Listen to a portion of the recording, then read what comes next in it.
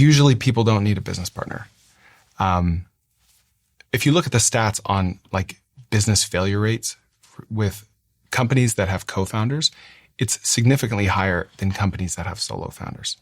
But nobody talks about or writes about the 90, 60, 80% of companies that fail with co-founders. Think about it this way. When we get married, we'll spend years talking about our potential plans, like big goals, like where do we want to live? When we choose a business partner, we go get avocado toast together and we're like 50-50, let's do this, you know?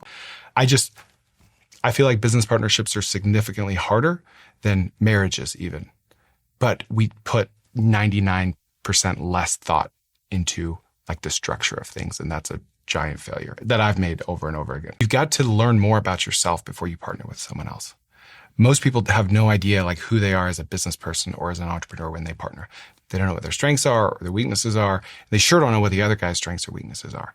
So I suggest people solo found things to start to learn more about themselves. Are they a visionary? Are they an integrator, starter, maintainer, finisher? Who are they? Yeah, which will never, ever be the case.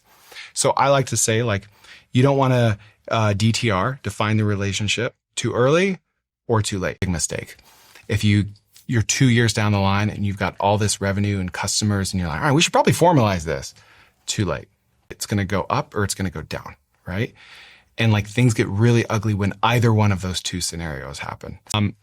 Why don't we just get to $10,000 in revenue? Not like, let's see how this goes in 30 days, but something like a revenue number of customers or something. Let's just like put it in the calendar today and let's have a conversation about what our equity looks like.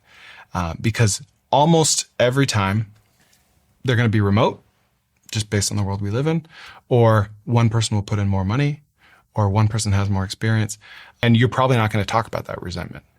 And it's only going to get worse. They will always get worse.